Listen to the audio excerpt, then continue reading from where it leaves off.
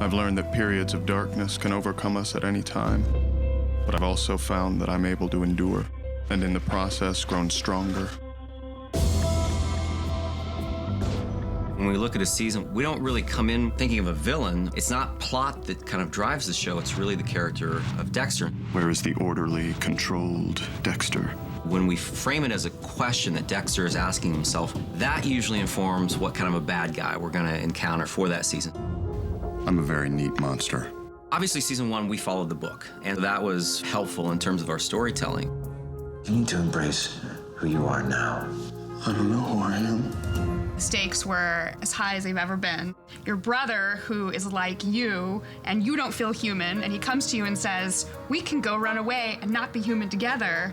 And then you realize that to do that, you have to give up everything in your life, including your sister. For the first time, Dexter having somebody else hold up a mirror to who he was as a serial killer. You have no idea what any of those things actually feel like. You're wrong. I have feelings for you. After the ice truck killer, we knew that Dexter was looking for connection. Who is somebody that could see Dexter in a different light than Rita? I'm just like you. Lila was probably the only person that we've ever had that really understands what Dexter's dark passenger looks like. And the tragedy that he is a serial killer and she's not, but that she was sicker than him and that ultimately he couldn't be with her because she was just spiraling out of control. When you talk to me about the darkness inside of you, I understand. Miguel started off, we're just sort of progressing Dexter to the next stage. What would it mean for a serial killer to expose himself enough to have a true friend and to really let someone in? Thank you for this, for showing me the way. I actually liked Miguel. I liked him because he was not a serial killer. He was a sociopath who was in a position of power, which I thought was an interesting variation for this show. I used to push people away because of my past. But you changed. We started that season with Dexter asking the question, can I be a serial killer and a family man? I realized the only way it was going to work is if I jumped in with both feet. Can I have it all? And can I have it all? When Dexter first met Trinity, he was in the place of any working parent, which is, how am I gonna do this? And suddenly he sees, this guy's been killing for 30 years. Fantastic, there could be hope for me. And the even bigger reveal in episode 6 that, oh my God, he's got a family. They seem happy. And they seemed happy is another branch of hope that I can balance everything, I can have it all. I can't believe there was a time I actually thought I could learn something from you. It's already over.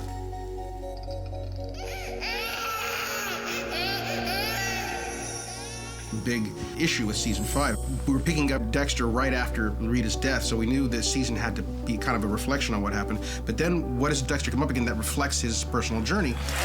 We are going to take it! Tony Robbins' phenomenon has always kind of chilled me to the bone. And I always thought it was an interesting idea for a villain. Act on what you've learned. Don't let it slip away.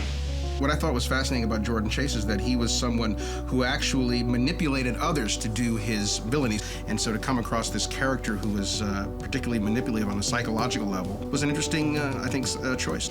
Take it, Dexter. Oh, I will.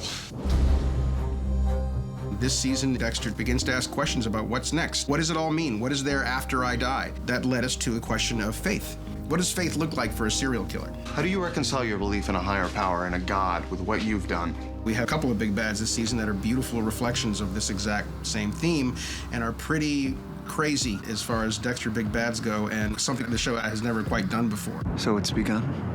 It's begun. Dexter, on some level, longs to connect.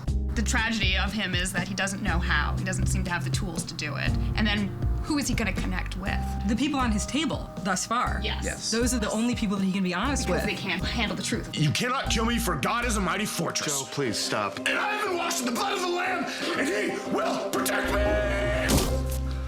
Dexter,